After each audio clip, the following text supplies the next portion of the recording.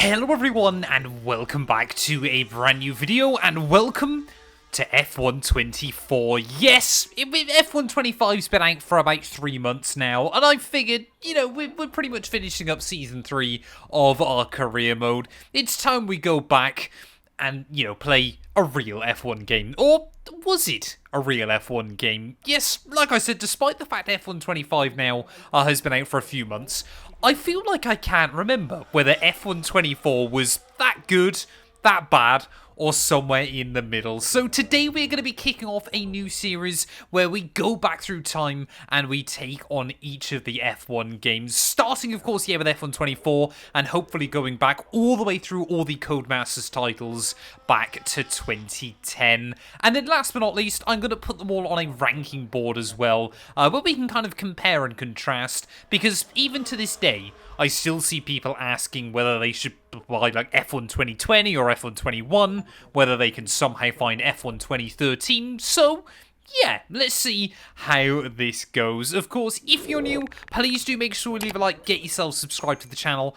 We are closing in on 150,000 subscribers as well. And let me know your thoughts and feelings on F1 24 now down in the description. Now, it was a bit of a weird one, this game. Of course, my team was basically dead, and for the first time, I think, since F1 2019, Driver Career Mode actually got a major overhaul, and it was quite a good one, for the most part. Of course, my team, Driver Career Mode on F1 25 has just been a complete Control-C, Control-V, which is a little bit of a shame, but it was, the kind of main aspect of last year's title, which was rather interesting. Now, there were a few other tweaks and changes, but ultimately, it felt like it was a bit more of an evolution from F1 23. So we're going to go out, first of all, we're going to just do a couple of laps, see how this game handled, everything like that, and then we're going to dive into a race as well. So yeah, timestamps as always, they will be linked down in the description. Who do we head out though for a drive inside this game? Of course, we get the pick of the crop. Apparently, they're still doing fan zone on this game. Why, oh why, oh why? So, I can't even jump in and just drive. I've got to do all this. I forgot how decent the Alpine livery looked last year. The Williams as well, that looks pretty good. Not one of VCarb's finest, I'll be honest, and the Kicksauber is still an eyesore to look at as well. But I think, the liveries on the 2024 grid, I would argue, on the whole, are slightly better than the 2025 grid. That Mercedes looked absolutely incredible as well. So I think we will go out. We'll do a couple of laps in the Alpine, and then we'll head into a race. Well, here we are then, back on F1 24. And, well, the first thing you always notice, isn't it, on these games, is the HUD. I still prefer F1 24's HUD to F1 25's. Now, I know basically every year people complain about the new HUD and then get used to it after a few weeks. But yeah, this HUD a little bit kind of more simplistic than F1 25's, and I think looked a lot better for it. Now, of course, in more recent years, the graphics haven't really changed inside these games, but immediately I am remembering the biggest issue that most people had with F1 24, or at least like the weirdest thing you had to try and get used to inside this game. You had to run a lot more steering lock into the corners there. I mean, flick steering is still a thing on F1 25. It's nowhere near as pronounced as it was on last year's game. But you basically ran into a corner, and the front end, you had to run so much lock through it so it would actually bite on the way into the corners. Now, I never really perfected it, to be honest. I never really did it all too much. But if you were like league racing and things like that, it was absolutely critical there because, the front end was so dominant on the car. And obviously, if you didn't, massively try and throw the front end of the car into the corners, you were just going to understeer right the way through. Now, having a couple of small issues as well with locking up. I mean, it's immediately you get one small swapper, you try and catch the slide off the exit, and immediately the car just wants to head towards the other wall.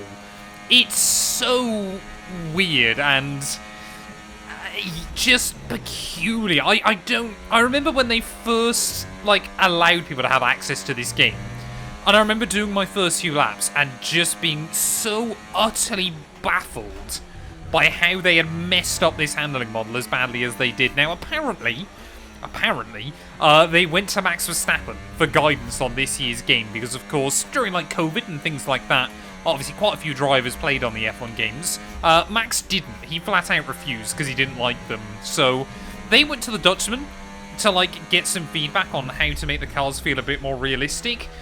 I don't know whether he was trying to sabotage them or kind of how the conversation went down. But clearly they got from that this was the handling model that kind of needed to be implemented into the game. Now, enough time has passed now that I think I can talk about it. The preview build of F1 24 actually did have a different handling model to the one we got inside the full game that I would argue is still better than F1 25's. That's just how good it was, like how... Obviously, I've never driven a real Formula 1 car, but how I would expect a Formula 1 car to handle. And they've never quite been able to perfect it. Like I said, the kind of the lock-to-lock steering... I mean, that's just insane. The lock-to-lock steering isn't as prominent on this year's game as it was on F1 24, but the front end is just so hilariously twitchy inside this game. Now, obviously, on the more recent titles, apart from, the changes to driver career mode and things like that on F1 24, there weren't many other features to look at. It did feature you could access, like, some of the F1 25 cars early for a short period with some of, like, the liveries and things like that. But, of course, they were just slapped on top of the 2024 cars. But I'm trying to rack my brain kind of what other major changes they made to this game. There really wasn't a lot. They started to dial out, I believe it was 23 or 22 was like the most F1 fan zonification or F1 world, whatever you want to call it. And then, 24 was better, and 25 I think still has been another step in the right direction for the most part, but I actually think I slightly prefer the colour grading as well on this game. I don't know why, but it just seems to...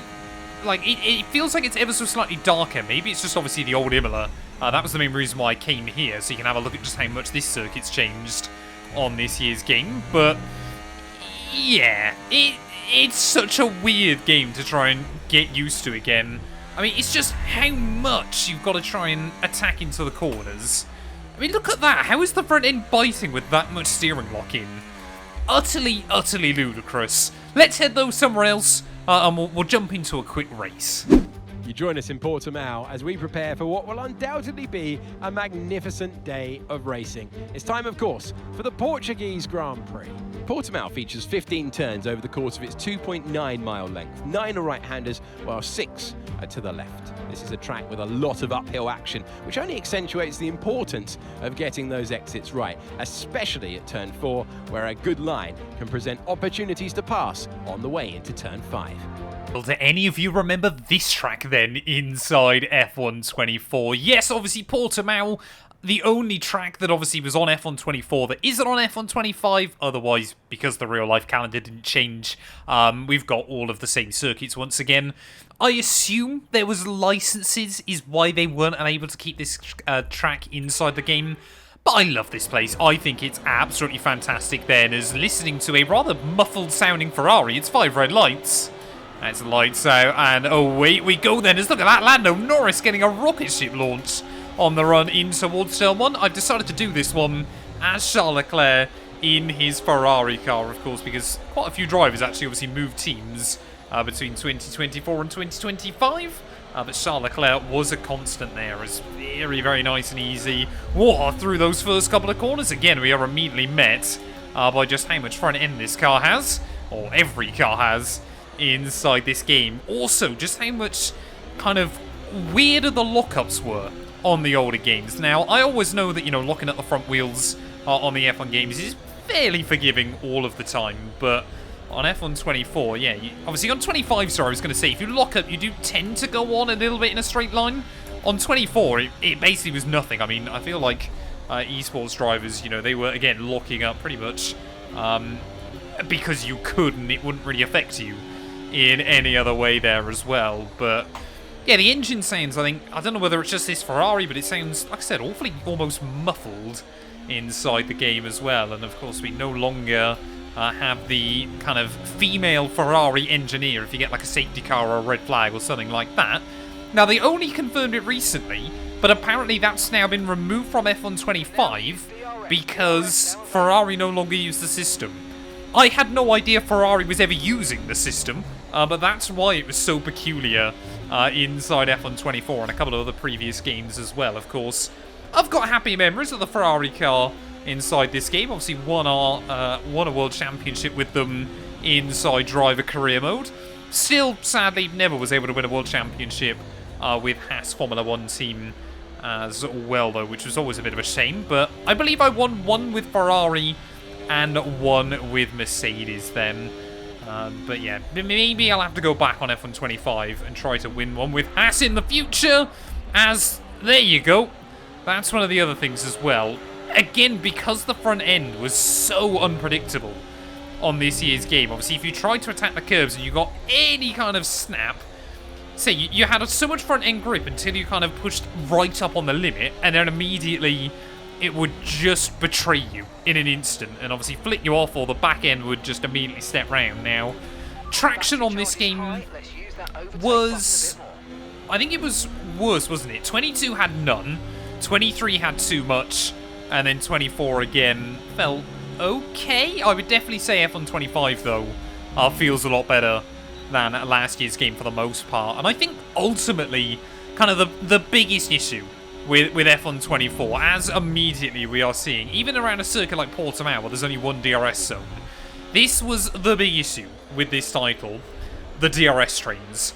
I don't know how I did so many seasons of career mode on this game when every race was the same thing. You sit behind the cars in front in a huge train, right, most of the Grand Prix. Often, Max Verstappen would be the only car that could get away at the front. And then you just save up battery for the very last lap, and then everybody will have to try and go for it. It completely killed league racing. I mean, F1 esports, that's kind of always been the case because the DRS is super powerful. But it was so bad as to just how dependent you were on sitting behind the car in front, especially if they were quicker. I remember circuits like Montreal, you could actually make a little bit of an impact. But of course, obviously, as soon as you lost the DRS to the car in front, you were, if they still had DRS on the car in front of them, you were a goner. It was basically game over. Now, as I've said before, F1 25 does a lot of things right, but it does a few things badly wrong. It often feels like F1 24 did less stuff right. Changeable conditions were pretty terrible. Not just in the fact like the AI were OP or anything like that, just it wasn't very dynamic, but it kind of also felt like, apart from the DRS trains, which completely dominated everything inside F1 24, and obviously the lock-to-lock steering, they didn't do a huge amount of things that were wrong either particularly. It's just always the case with, especially with the EA F1 games that we've had, of there's just a few glaringly obvious things that they don't sort out pre-release that completely kind of, I think it just, you know, it's the thing that's remembered from each year's game. You know, this game will always be remembered, I think, for just how much steering lock you had to run everywhere, just how much it took to make the front end of these cars understeer. Now, obviously, yeah, they've got a lot of grip IRL, but, you know, they haven't got front ends that are impossible to upset there, as that was a rather audacious dive bomb attempt from Fernando Alonso just behind me. But, yeah, I mean, you're getting towards the final lap now. You're basically planning your attack on the car in front of you. Daniel Ricciardo, I think, has just about stayed inside the DRS of the car in front of him. But look how OP this is. We're on equal cars, I'm pretty certain, for this video. And you can see now Ricciardo's got a bit of slipstream as well. It helps if I actually shift up to 8th gear. I'm going to rewind there because I completely screwed myself over. Because I thought I was already up in 8th because of how much speed we had. But let's just take a look at this then. Go up into 8th gear, open up the DRS. Ricciardo's got DRS as well on the car in front of him. He's desperately trying to use battery as well. But you just force him to the inside and swoop through, just running wide ever so slightly off the exit of the corner. But you can see Ricciardo there lost obviously the range to Hamilton by the time we got into turn 1. If the AI was kind of like well balanced in career mode, they just now pull away. There was no kind of variety. Every single race was a medium to hard tyre strategy. In fact, I believe Gary and I in co-op banned the medium because it was so powerful. inside this title, but it was just every race was identical pretty much. The only kind of bit of change around you'd get would be maybe some AI RNG. Now, I remember as well, I think one of the features they had was obviously cars would be track dependent, so like a Williams that was very good low downforce would do well at Monza. It made no difference. Like, the cars still pretty much ran in exactly the same order around basically every single circuit inside the game as well. And I mean, you can look at that in the space of a lap, just how much time we've lost to Hamilton as that whole group of cars hangs together. Lando Norris, though, is going to win the race here from Portimao. We're going to come through for 9th after a bit of a mistake early on. But there you go. There's that weird kind of female AI voice line in there as well. Driver radios as well, of course. That was a new feature that was badly implemented to F1 24. But let's head over to my ranking board and we'll see where F1 24 makes it. Well, here we are then having a look at our tier list. Even, I must admit, there's a couple of games in here that even I forgot existed. Did anybody remember F1 2016 Mobile? I think I must have played it about twice ever. F1 Mobile Racing as well. And then, of course, the GOAT, F109 on the Wii. I forgot as well that 2011 came out on the 3DS. That was an utter disaster. And before anybody asks, F1 Race Stars, I will definitely be making a video on that game as well. So obviously S tier, I think that's going to be reserved for, you know, a couple of games. There's 2 or 3 that I think might make it to S tier, all the way down to like D tier. Now, I don't think F1 24's that bad. To be honest, I think it's probably like a middle of the road game. Like I said, career mode was a little bit boring. There was no kind of My Team changes, but driver career mode did get a decent overhaul. It should have been a lot better than it was, but again, just the on-track racing ruined it inside that game. So I think we're going to place F1 24. I'm going to put it in the bottom of B tier. So, of course, I'll go through after every one of these videos and obviously place the games where I think they belong. F1 25, I think I'm going to immediately put in B tier as well. But F1 25, I still do firmly believe is a step up in comparison to last year's game as well. Thank you all so much for watching. Like I said, this is hopefully just going to be a fun little series we're going to do over the next few weeks. A bit of a trip down memory lane for you all as well. But yeah, we'll be back though next time out, back on F1 23. A game that I think is fondly remembered and perhaps a bit of a hidden gem.